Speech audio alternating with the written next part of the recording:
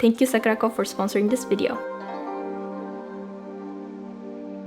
Learning a new culture and experiencing new things and trying to learn other people's value system is important, but I feel like oftentimes people learn about the cultures but don't learn about the taboos in that culture. So today we're going to talk about 10 taboos, so 10 things not to do in Japan. The first one is going to be tattoos in onsens and pools and also in beaches and gyms. Japan has a long-standing taboo against tattoos because it was associated with Japanese gang groups which are called Yakuza. Because back in the day, I don't know if they still do this, but Yakuza groups had a specific tattoo, specific design of tattoo, which allowed them to differentiate which group they belong to.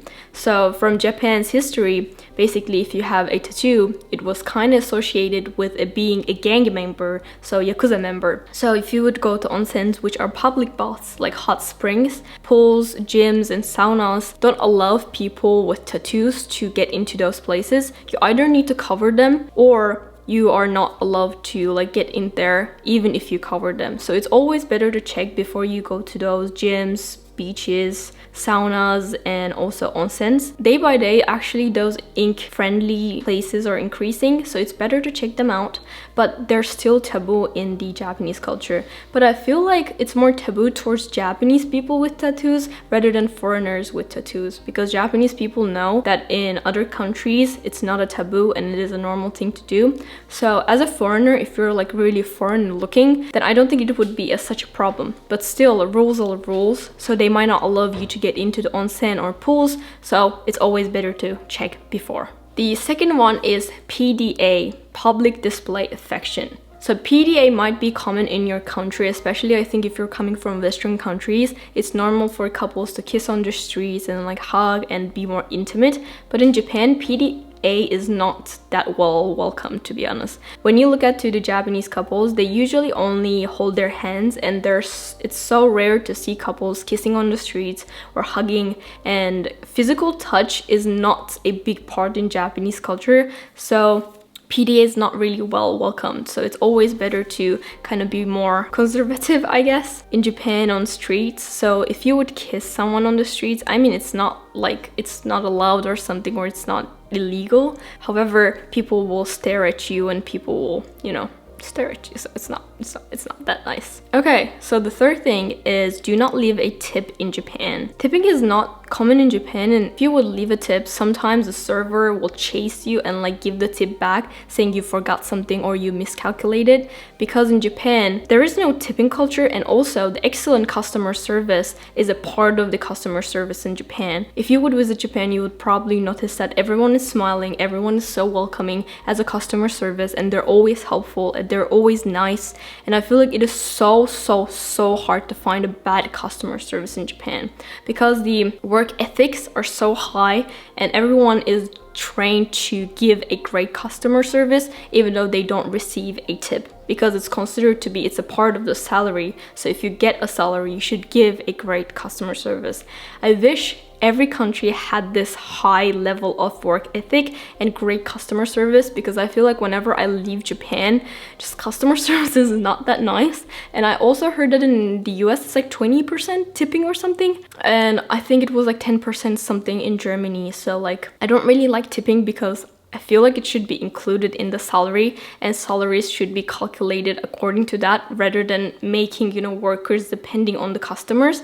I think the companies should rather care of their workers instead. So in Japan, yes, there are some places that they will receive tip, but you do not need to give a tip. And in most of the places, they will refuse to get a tip. So be careful about that. It's not like it's a taboo, but it's not something common and nobody does it. So just to keep in mind. So the fourth one, which I feel like is one of the most important one, is that poking chopsticks on the rice. It might seem convenient and even effective to stick your chopsticks into the rice so that they won't fall out from the table, but this is probably the most unacceptable ways to handle chopsticks, because it symbolizes death in Japan. In Japanese funerals, they usually stick the chopstick into the rice in order to symbolize death. Therefore, even if you're a foreigner, I think this is important to keep in mind. Like nobody's gonna get angry towards you or judge you. Respecting that country's culture and keeping in mind those important things are really important to have a great communication and avoid misunderstandings.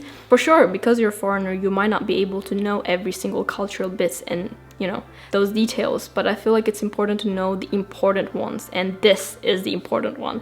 Never ever stick your chopsticks into the rice in Japan. When talking about things you shouldn't do, now let's talk one thing that you should do is experiencing Japanese culture and experiencing Japanese foods and snacks. Since because of the COVID situation, it's a bit hard to visit Japan right now. I think Japan has some restrictions still towards foreigners. So if you want to enjoy Japanese snacks and Japanese culture in your home, Sakurako would be a perfect choice for that. Sakurako is a monthly Japanese snack subscription box. You will receive 20 traditional and authentic artisan Japanese snacks, items including Japanese teas and one special Japanese tableware with your box every month.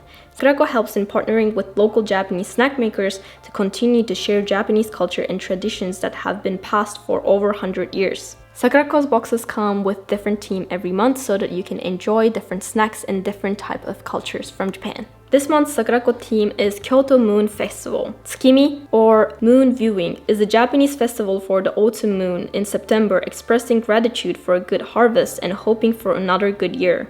Partnering with local Kyoto government, we invite you to experience the culture and culinary rich snacks of Kyoto, the birthplace of Japan's Tsukimi celebration. All snacks pair excellently with Gion Tsujiri Hojicha tea in this month's box. Use the code RURI to get $5 off using the link down in the description below. Thank you Sakurako for sponsoring this video. Now let's talk about another taboo, which is not taking off your shoes.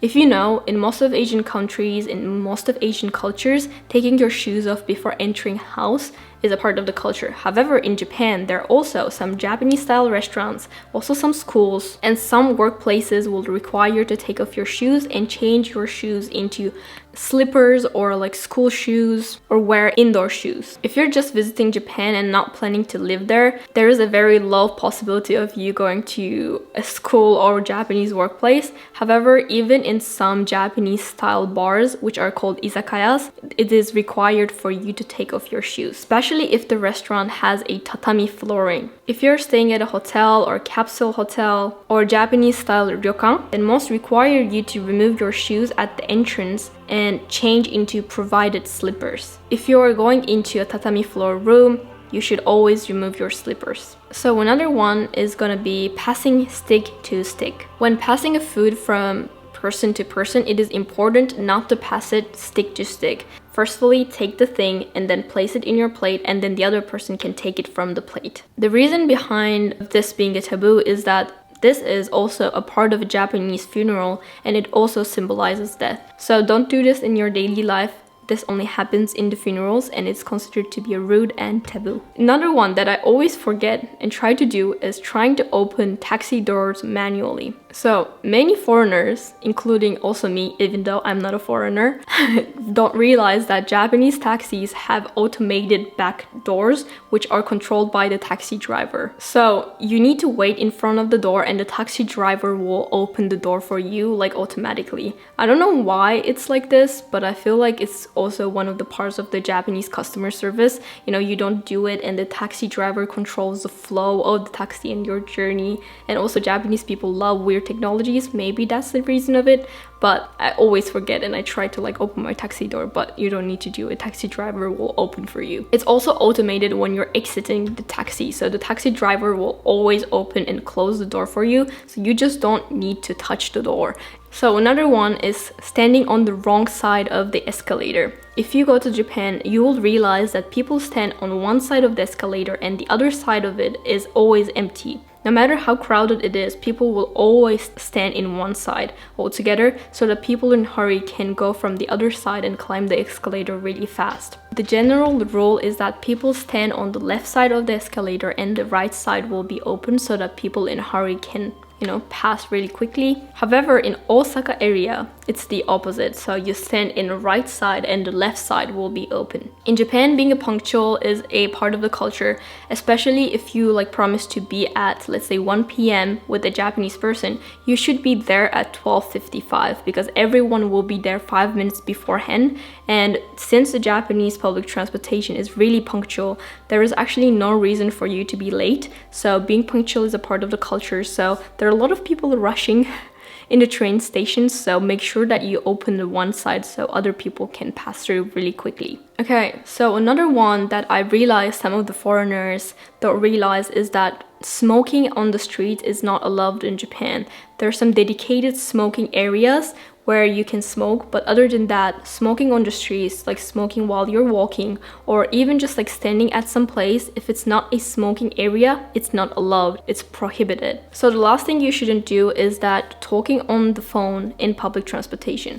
Of course, I feel like all around the world, it's a mannerism that you should take care of, that you shouldn't talk loud and you shouldn't talk on the phone on the public transportation. But I feel like when I go to the Western countries, I realize there's so many people talking on the phone and being loud, especially in Rome. I feel like everyone is so loud in public transportation, but that would never happen in Japan.